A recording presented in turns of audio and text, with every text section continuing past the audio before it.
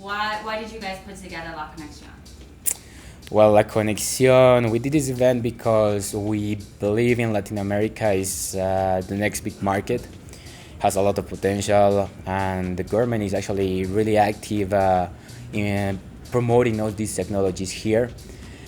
And well, Michael and me, we decided to really connect two parts of the world that are really isolated, and it's lacking this connection. So we decided to put it together. So part from Asia come to Latin America and meet this market, who is really exciting right now. And why was it important to have it in Medellin, Colombia? It was very important to have him in Medellin, Colombia, because of Ruta N. Ruta N is like an innovation center here in Latin America. It's the first one for all Latin America, and it's the one promoting all the new technologies, and it's powered by the World Economic Forum. And right now there's a lot of companies coming here to actually develop and implement these technologies in this market. And then Michael, Yeah, on why.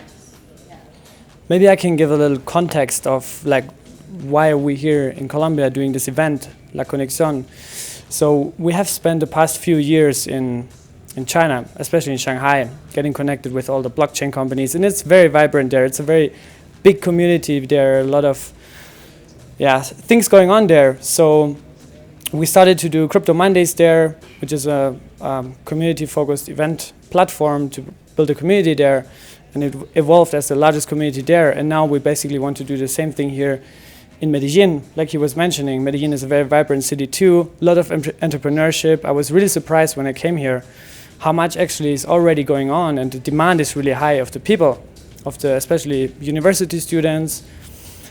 And there's a lot of new centers being built up, like we can see here now in Ruta N. So now, like Juan was saying, we want to connect these two continents that are isolated from each other, and also connect all these independent communities, companies, startups, entrepreneurs, universities here in Medellin, and then expand to Colombia, and then also beyond that in entire Latin America. And who were some of the players who were at La Conexion? Yeah, we had some great partners to realize this event, especially companies from China who helped us. So there's a lot of companies like Every Token were supporting us. Pandora Wallet was also part of the event and also helped to realize this event from a sponsoring perspective. We had HSN, which is a brand new project also from Shenzhen. But also we had partners here in Colombia who helped us to get more connected, to bring more people to learn about blockchain technology and learn also how you can get involved in it. Like especially Ruta N, we had Colombia FinTech, which is a big organization from Bogota.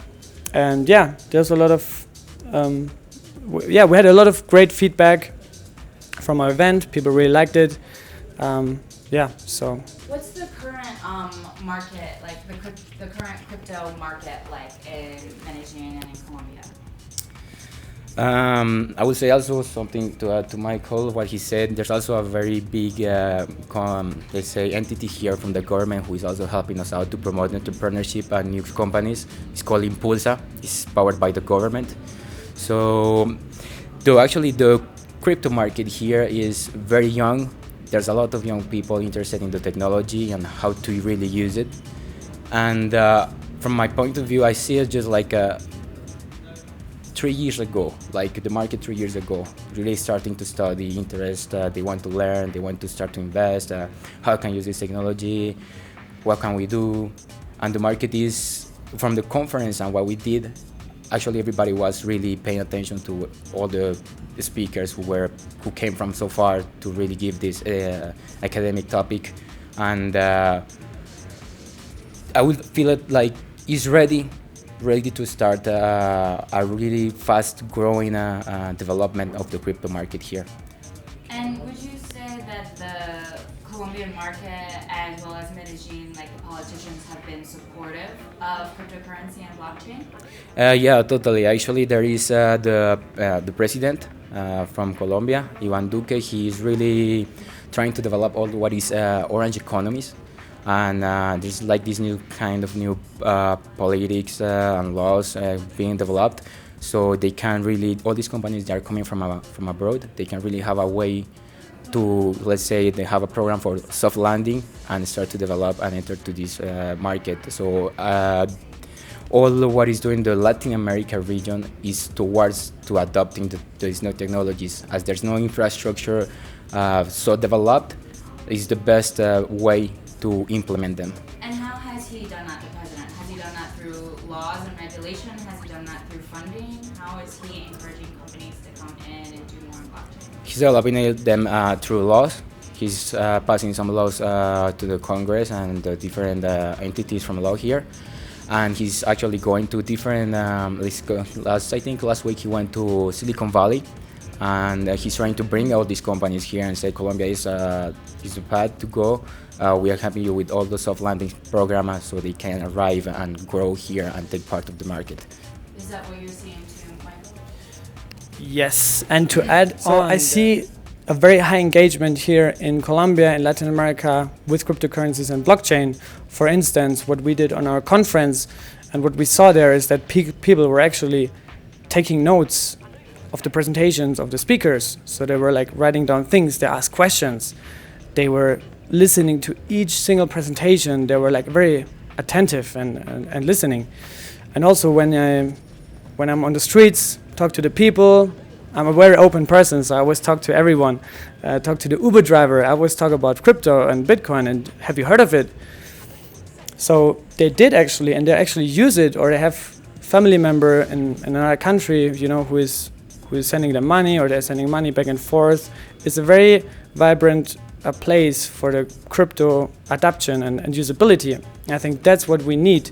And that's very attractive and interesting for Asian companies, for Asian projects, because there we're more focused on how can we make more TPS, how can we make technology better. But sometimes we forget too much that we actually need users. And that's what you can find here. Okay, yeah, I just want you to have a chance to summarize like what you're seeing on the ground, what you're seeing in Colombia, and the use cases. Yeah, well, I will tell you a little bit about my experience with crypto because I'm from Colombia and have been living in Asia for 6 years. And as Michael said, let's say like in Asia, I feel well, there was this big bull market and boom, and everybody was talking about it. And now after this bear market, everything is down and forget about it. But even though here, even the price has been down as it was before, everybody still use it. I use it a lot. I use it a lot to send the money to my family from Asia because sometimes there's something they need, so I send to them.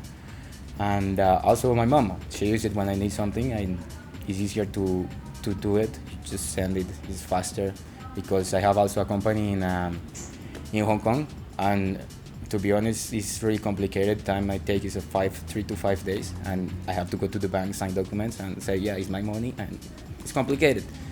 And here, also the people can actually accept Bitcoin. At the end of the conference, we need to pay the last part of the conference, and they accept the Bitcoin. Simple as that. Was much easier than waiting for the USD change and doing it as we need to do it normally. Can I say one more thing? Okay. Yeah. Okay, so Venezuela is just a neighbor country of Colombia, right? And it's incredible that it's the richest country in the world with oil reserves, and people are starving today. That's crazy. I can't believe that actually.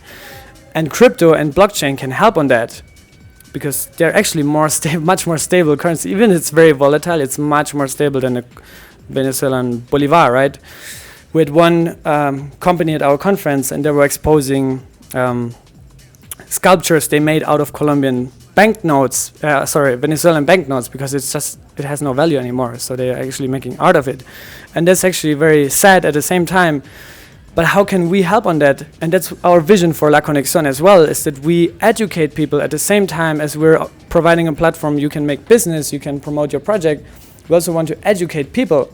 So at the same time, we're launching also another platform, Crypto Mondays here in Medellin and also in Mexico, and hopefully also one day in Venezuela, that we can educate people more on how you can use it. Very simple, like how can you use it? How can you buy Bitcoin, send it to your family member? How can you just you know, because it actually saves lives there. I mean, it's not just like an idea. Oh, I want to save lives. You're actually saving lives. I mean, people are starving there, right? So it's very probably the best use case of crypto and blockchain in the whole world. So that's our vision for La Conexion, for Crypto Mondays that we're setting up here as well. Educating people, connecting people, because we think also like together we can achieve much more and also much faster.